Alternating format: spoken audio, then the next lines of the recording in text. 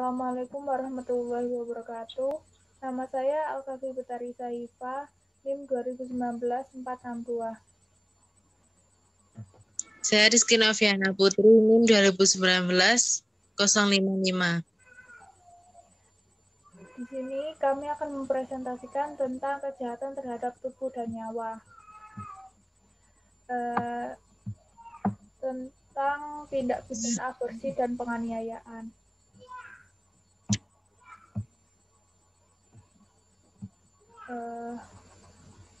Pertama, pengertian aborsi.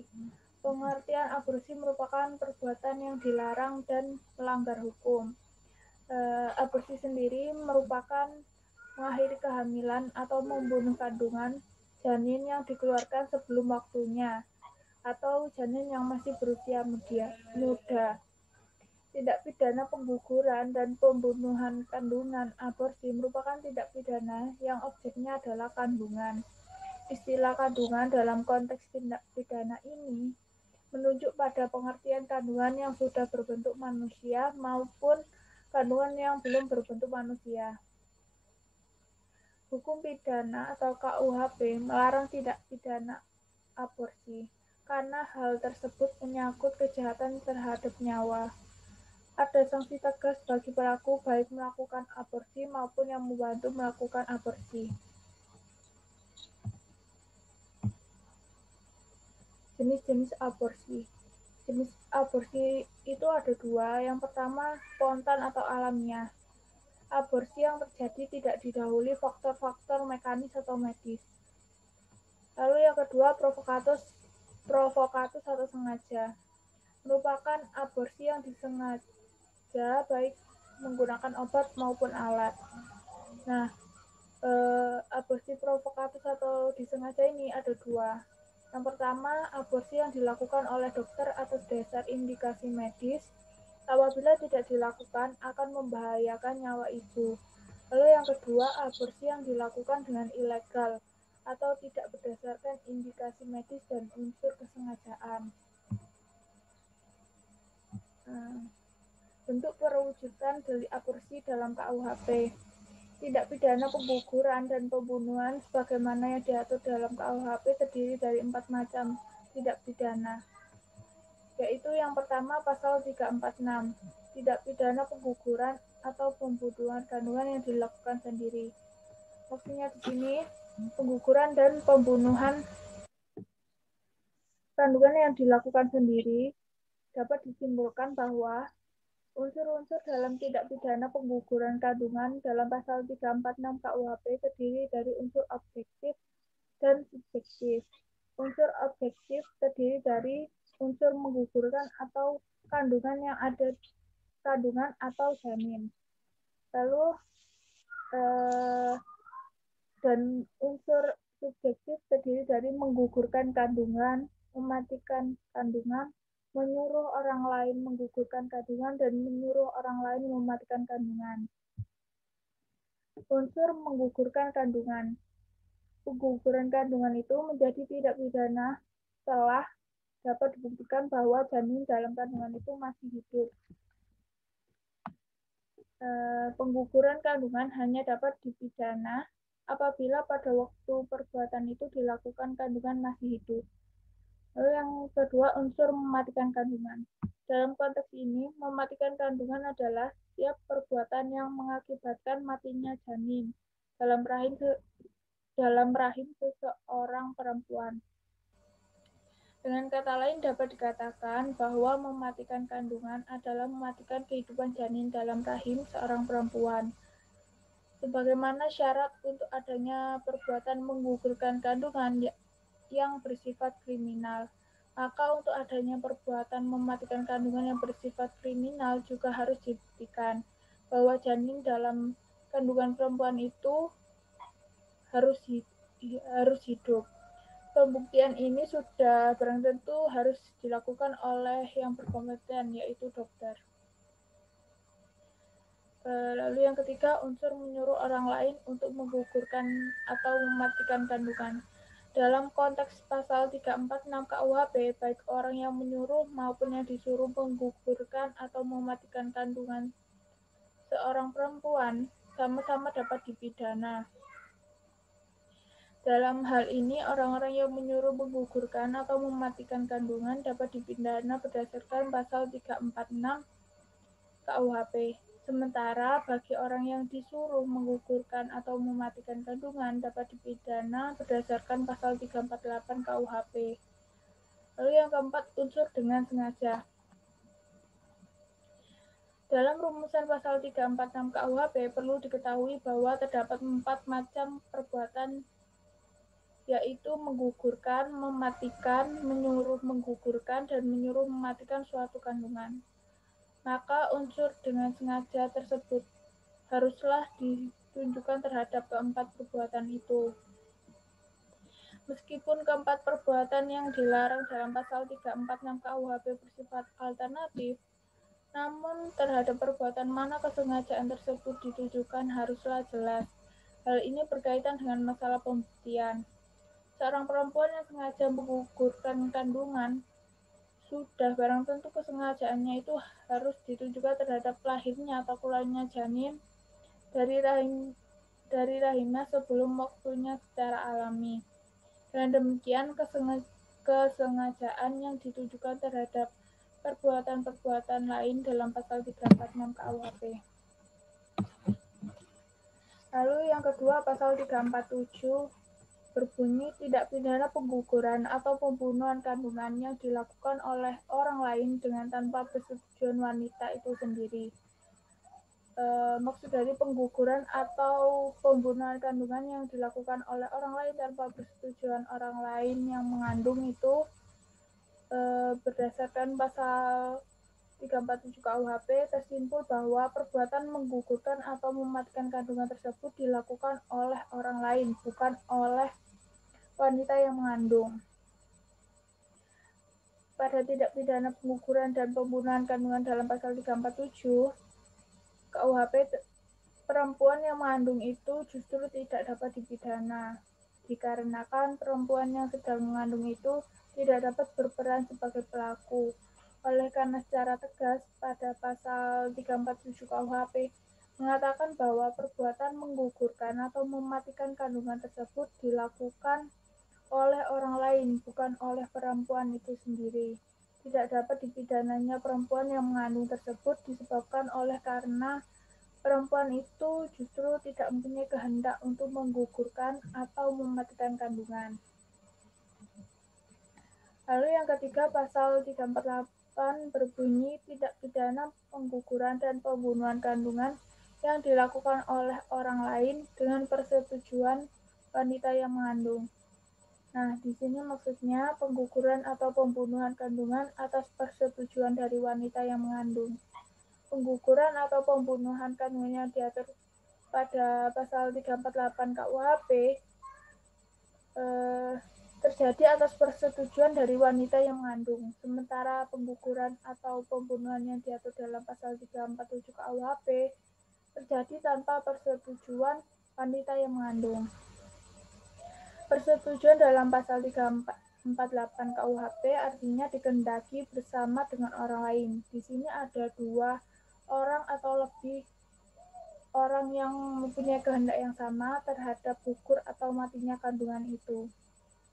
Syarat terjadi persetujuan adalah harus ada 2 pihak yang mempunyai kehendak yang sama. Perbedaan pokok kejahatan pasal 348 KUHP dengan pasal 347 KUHP adalah bahwa perbuatan menggugurkan atau mematikan kandungan dalam pasal 348 KUHP dilakukan dengan persetujuan perempuan yang mengandung. Lalu yang keempat, pasal 349 berbunyi tidak pidana pengguguran dan pembunuhan kandungan yang dilakukan oleh orang lain yang punya kualitas tertentu, yaitu dokter, bidan, atau juru obat, baik yang dilakukan atas persetujuan wanita itu atau tidak atas persetujuan wanita itu. Maksud dari pasal 349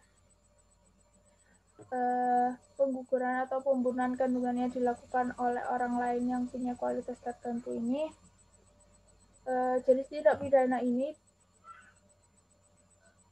tidak dapat dilakukan oleh setiap orang, sebab pelaku dalam tindak pidana ini haruslah orang yang punya kualitas tertentu. Dalam hal ini, dokter, bidan, atau juru obat. Dokter, bidan, dan juru obat adalah pribadi yang melekat pada subjek hukum.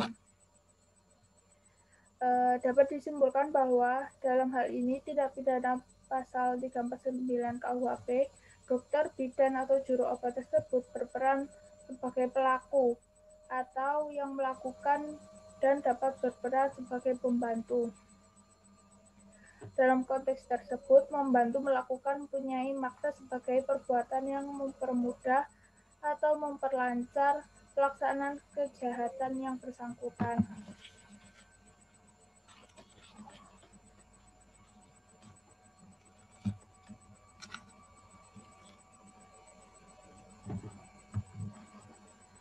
Lalu di sini ada faktor-faktor dari aborsi.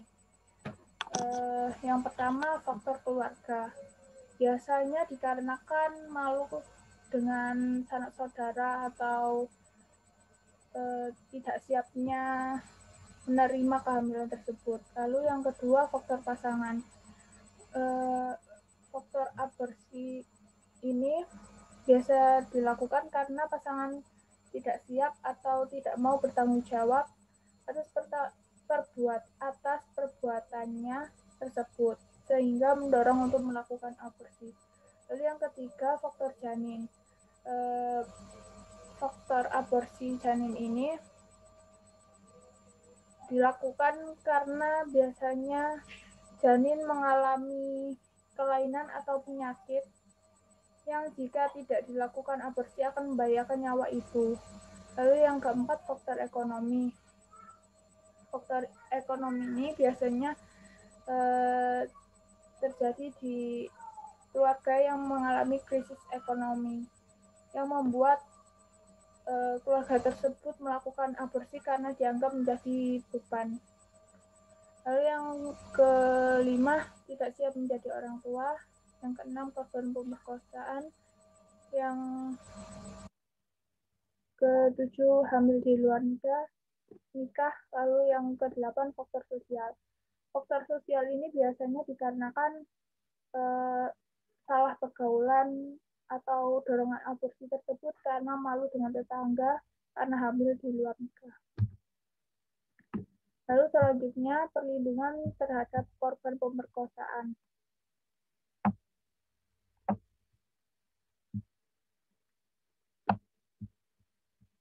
Perlindungan hukum terhadap perempuan korban pemerkosaan yang melakukan pengguguran kandungan mendapat perhatian dengan disahkannya UU Nomor 36 Tahun 2009 tentang kesehatan dan sebagai pengganti UU Nomor 23 Tahun 1992.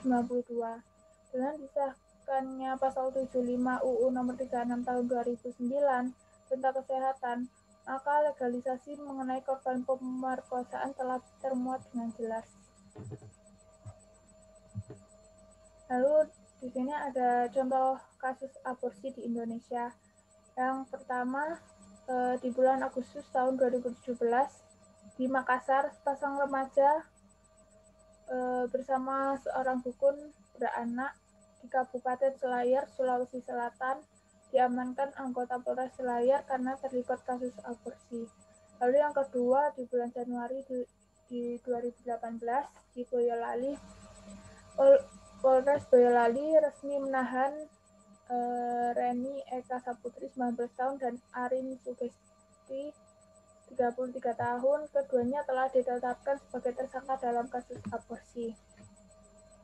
Lalu yang ketiga, di bulan Oktober tahun 2018 di Bengkulu, jajaran Reskrim Polres Bengkulu Utara meringkus seorang gadis berusia 17 tahun karena melakukan aborsi di rumah kontrakannya.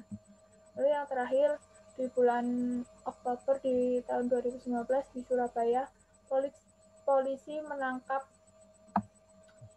2 pelaku aborsi dan pembuang janin di Sungai Genteng Kali, Surabaya. Kedua pelakunya yakni Muhlis umur 88 tahun dan anak perempuannya Eva 22 tahun warga Jalan Ketandan Baru. Mereka nekat menggugurkan bayinya atau janinnya tersebut karena merasa malu dengan tetangga. Lalu yang selanjutnya akan dijelaskan oleh teman saya.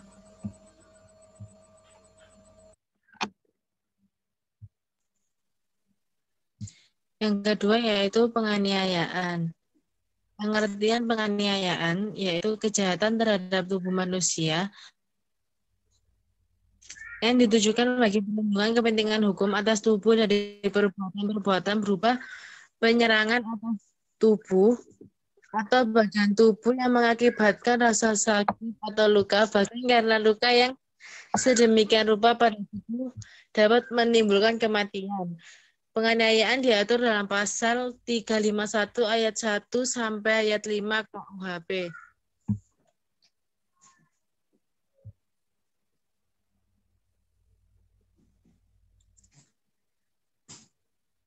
Dari rumusan pasal 351 KUHP di atas itu, orang dapat mengetahui bahwa undang-undang hanya berbicara mengenai penganiayaan tanpa menyebutkan unsur-unsurnya dari tindak pidana penganiayaan itu sendiri, kecuali hanya menjelaskan bahwa kesengajaan merugikan kesehatan orang lain itu adalah sama dengan penganiayaan. Penganiayaan sendiri adalah kesengajaan menimbulkan rasa sakit atau menimbulkan luka pada tubuh orang lain. Dengan demikian, untuk menyebutkan seseorang itu telah melakukan penganiayaan terhadap orang lain, maka orang tersebut harus memenuhi abzad atau suatu kesengajaan. Untuk yang pertama, menimbulkan rasa sakit pada orang lain, menimbulkan luka pada tubuh orang lain, atau merugikan kesehatan orang lain. Dengan kata lain, orang itu harus mempunyai objek untuk ditujukan pada perbuatan untuk menimbulkan rasa sakit pada orang lain atau menimbulkan luka pada tubuh orang lain. Bentuk-bentuk penganiayaan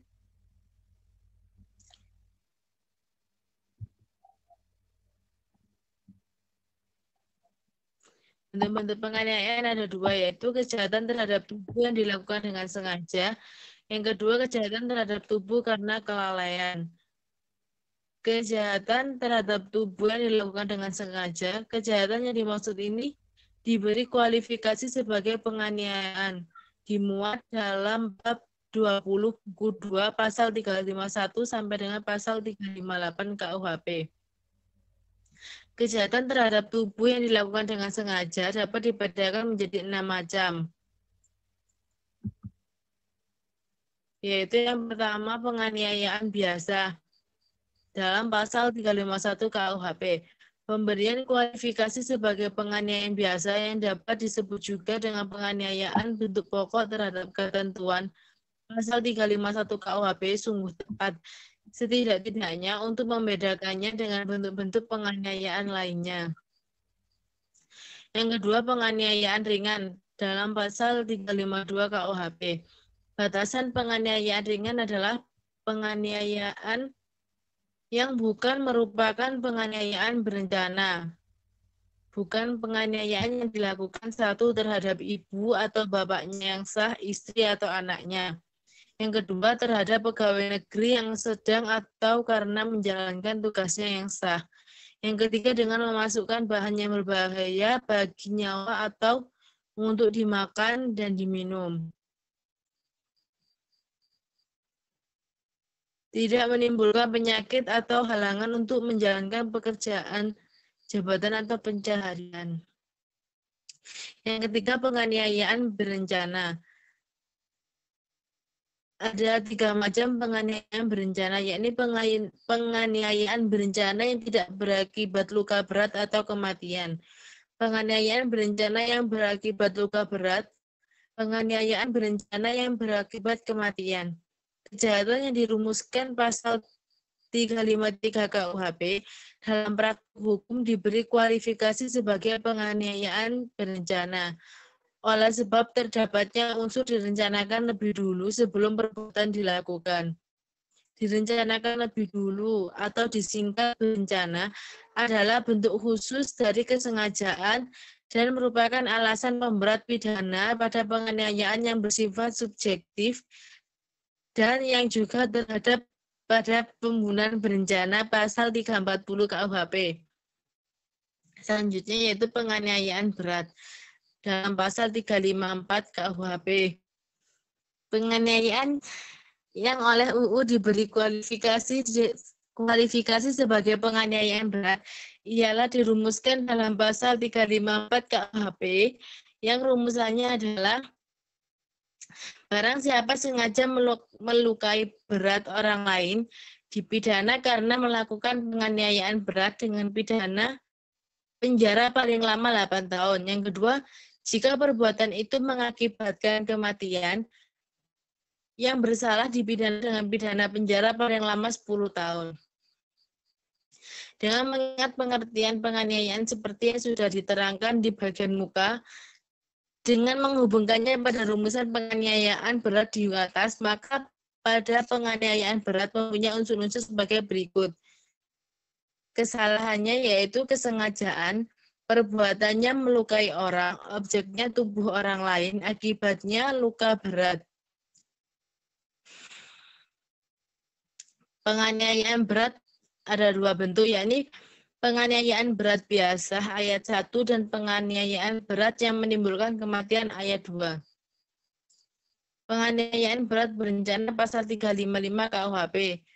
Penganiayaan berat berencana dimuat dalam pasal 355 KUHP yang rumusannya adalah sebagai berikut. Yang pertama, penganiayaan berat yang dilakukan dengan rencana terlebih dahulu dipidana dengan pidana penjara paling lama 12 tahun. Yang kedua, jika perbuatan itu menimbulkan kematian, yang bersalah dipidana dengan pidana penjara paling lama 15 tahun. Dipandang dari sudut untuk terjadinya penganiayaan berat berencana ini, maka kejahatan ini adalah berupa bentuk gabungan antara penganiayaan berat pasal 354 ayat 1 KUHP dengan penganiayaan berencana pasal 353 ayat 1 KUHP. Dengan kata lain, suatu penganiayaan berat yang terjadi dalam penganiayaan berencana. Kedua bentuk penganiayaan ini harus terjadi secara bersamaan, maka harus terpenuhi baik unsur penganiayaan berat maupun unsur penganiayaan berencana. Artinya suatu penganiayaan berat berencana dapat terjadi apabila kesengajaan bertindak tidak saja ditujukan pada perbuatannya, semisal memukul dengan sepotong besi dan pada luka berat tubuh orang lain sebagaimana pada penganiayaan berat, melainkan juga pada direncanakannya terlebih dahulu. Penganiayaan dengan cara dan terhadap orang-orang berkualitas tertentu yang memberatkan pasal 356 KUHP. Macam penganiayaan yang dimaksudkan adalah penganiayaan sebagaimana yang dimuat dalam pasal 356 KUHP.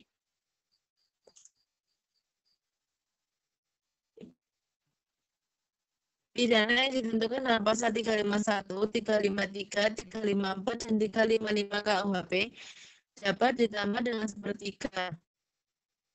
Satu, bahkan yang melakukan kejahatan itu terhadap ibunya, bapaknya, yang sah, istrinya, atau anaknya. Yang kedua, jika kejahatan itu dilakukan terhadap seorang pejabat ketika atau karena menjalankan tugasnya yang sah. Yang ketiga, jika kejahatan itu dilakukan dengan memberikan bahan yang berbahaya bagi nyawa atau kesehatan untuk dimakan dan diminum. Bahwa bagi bentuk khusus dari penganiayaan tersebut di atas, sifat yang memberatkan pidana pada penganiayaan biasa pasal 351 KUHP, penganiayaan berencana pasal 353 KUHP, penganiayaan berat pasal 354, dan penganiayaan berat berencana pasal 355 KUHP, terletak pada dua hal. Pada kualitas pribadi korban sebagai ibunya, bapaknya yang sah, istrinya, anaknya, atau pegawai negeri. Yang kedua, kejahatan terhadap tubuh karena kelalaian. Dimuat dalam pasal 360 bab 21 yang dikenal dengan kualifikasi karena menyebabkan orang lain luka. Hanya ada satu ketentuan mengenai kejahatan terhadap tubuh dengan tidak sengaja. Dimuat dalam pasal 360 KUHP yang rumusannya adalah yang pertama, barang siapa karena kesalahannya atau kealpaannya menyebabkan orang lain mendapatkan luka-luka berat, dipidana dengan pidana penjara paling lama 5 tahun atau pidana kurungan paling lama 1 tahun. Yang kedua, barang siapa karena kurang hati-hatinya atau kealpaannya menyebabkan orang lain luka-luka sedemikian rupa, sehingga timbul penyakit atau halangan menjalankan pekerjaan jabatan atau pencaharian selama waktu tertentu, dipidana dengan pidana penjara paling lama 9 bulan atau pidana kurungan paling lama 6 bulan atau pidana dengan denda paling tinggi 4.500.000. Dalam rumusan tersebut ayat 1 terdapat unsur-unsur yakni yang pertama ada perbuatan karena kesalahannya atau kealpaannya menimbulkan akibat luka-luka berat. Dalam ayat 2 terdapat unsur-unsur sebagai berikut. Ada perbuatan karena kesalahannya atau kealpaannya menimbulkan akibat luka yang menimbulkan penyakit atau halangan menjalankan pekerjaan jabatan atau pencaharian selama waktu tertentu. Sekian dari kami, kurang lebihnya kami mohon maaf. Terima kasih. Wassalamualaikum warahmatullahi wabarakatuh. Waalaikumsalam warahmatullahi wabarakatuh.